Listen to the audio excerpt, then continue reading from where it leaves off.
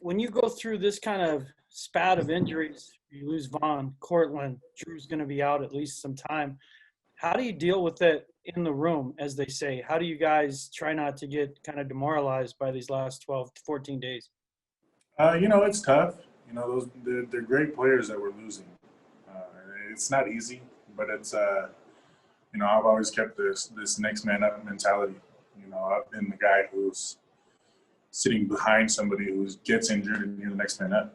Every week everybody's got to prepare like they're the man. And it's just you just got to be ready. But it's tough, But we've lost, two tough games. Combined total of 7 points. We're plays away. It's nothing that it's not time to hit the panic button. And I'll tell anybody that it's not. It's early in the season. It's not a normal year. And as you can see, there's injuries going on everywhere. We're not the only ones battling with it, and it's just something that we'll just got to keep pushing. It's not time to hit the panic button yet. Next up, Nick Kosmatter.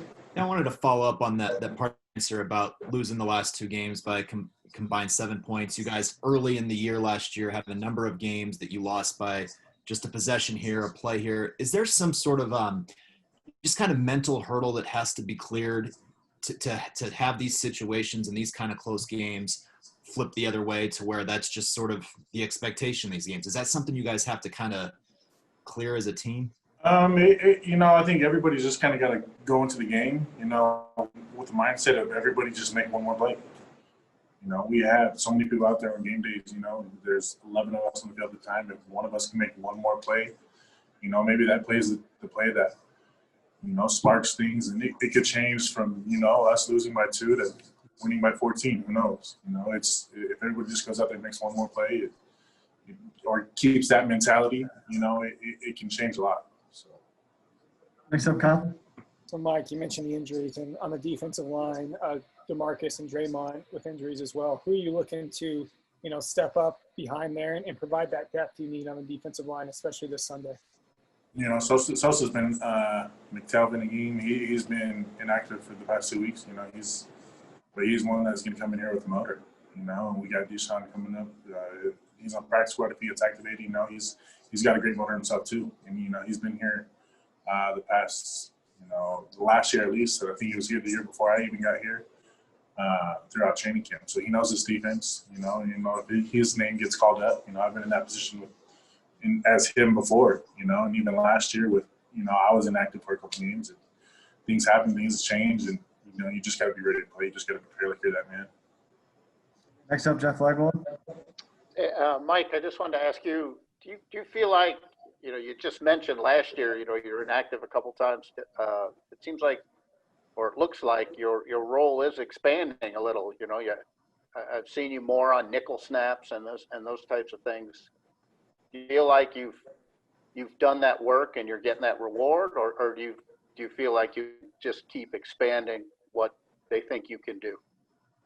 I'm gonna keep doing everything I can do. And if they expect more from me, then I got to be able to put up more.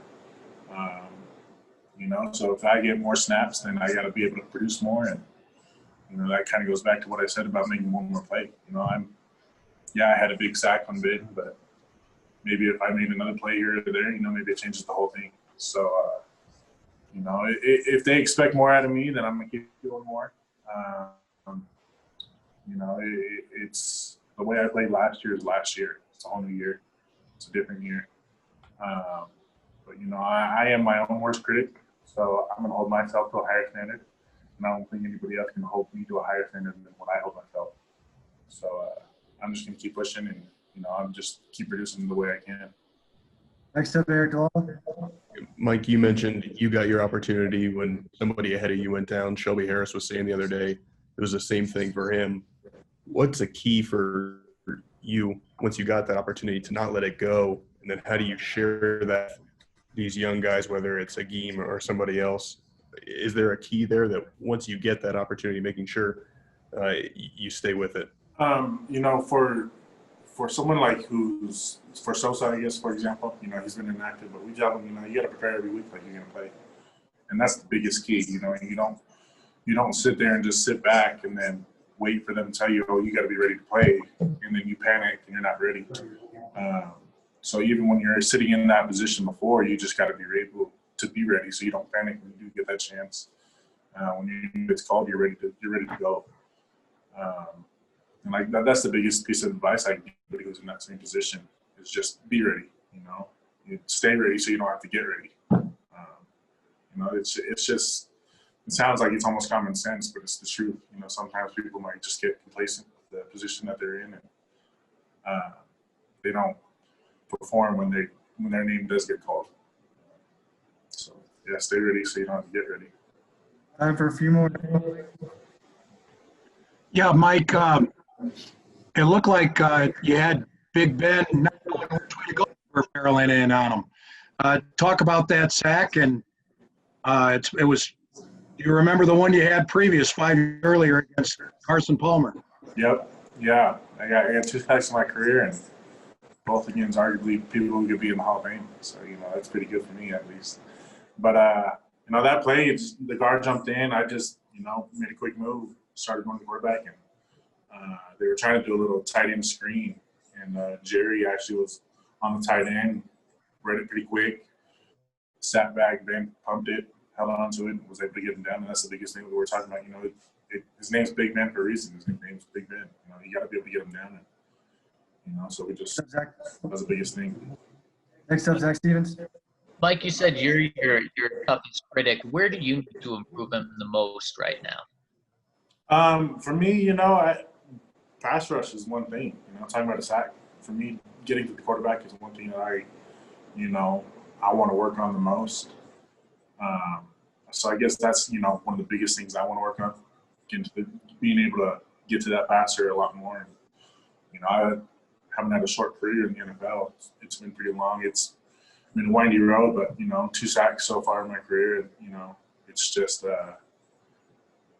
sacks look good on the stats. So if I can get more of those, then I'd be happy. Last one, Troy. Mike, there will be some fans this Sunday, 5,700 looks like the number. What will that mean to have at least a small fraction of fans? And as your family, will you have family there? As like some players, they have a lot of players' families. So will you have family there? And what will it mean to have just even a small fraction of fans there? Yeah, my family will be there. They were at the first one. They allowed family to come. It was my wife and son, and this week my daughter will be able to be there. And then just to have fans there, it was huge to hear even if it was just our family, it was huge to hear, that the chance that they had, when we played the Tigers Monday night, it was different going into Pittsburgh. It was quiet, no fans in the stands, moving cutouts. I don't know, it may seem weird, but even just to be able to see some stuff in the stands is different. But I think those fans will come out, to be true fans out there, and we want them to make some noise, get in Tom Brady's head, and just cheer it on. We're out here battling, and we're just plays away. So the fan noise can help a long way. It's momentum. And, we'll be excited to see some beauty out there.